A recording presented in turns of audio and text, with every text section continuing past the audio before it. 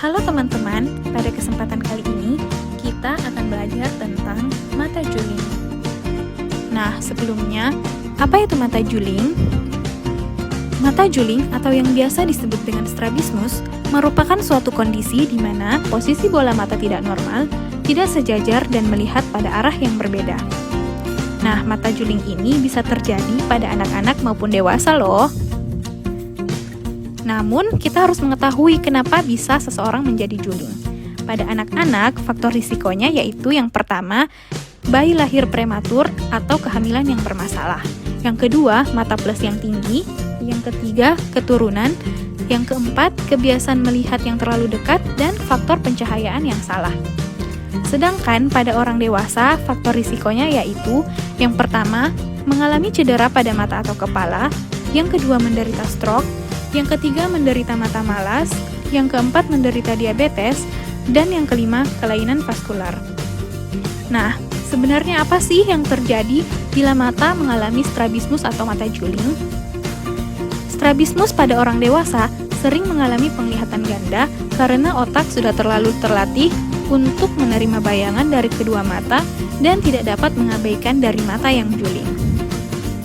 Sedangkan pada anak-anak, posisi mata yang tidak lurus, kadang-kadang anak memiringkan kepalanya pada posisi tertentu agar dapat melihat dengan kedua matanya.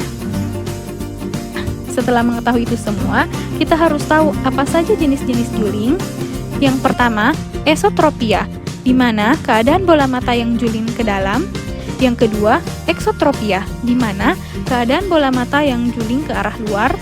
Yang ketiga, hipertropia, di mana keadaan bola mata yang mengarah ke atas saat melihat suatu objek. Nah, yang terakhir, hipotropia, keadaan bola mata yang mengarah ke bawah saat melihat suatu objek. Jadi, bagaimana cara mendeteksi mata juling? Nah, pada anak-anak harus diperiksakan oleh dokter atau dokter mata pada saat bayi atau saat usia balita untuk mengetahui kelainan pada matanya, terutama pada anak dengan riwayat juling atau mata malas pada anggota keluarganya. Sedangkan pada orang dewasa, mata juling yang terjadi secara mendadak segera diperiksakan oleh dokter spesialis secepatnya. Nah, selanjutnya, bagaimana penanganan strabismus? Penanganan strabismus dapat dilakukan sesuai dengan kondisi yang dialami pasien, tergantung pada penyebabnya. Nah, pengobatan strabismus antara lain, yang pertama terapi dengan menggunakan kacamata, yang kedua tindakan operatif, yang ketiga menutup mata terbaik untuk meningkatkan fungsi mata yang lemah, dan yang terakhir reposisi otot mata yang tidak seimbang. Tujuan utama pengobatan strabismus untuk mempertahankan penglihatan, meluruskan posisi mata, dan memperbaiki penglihatan binokular. Nah, itulah tadi seputar strabismus.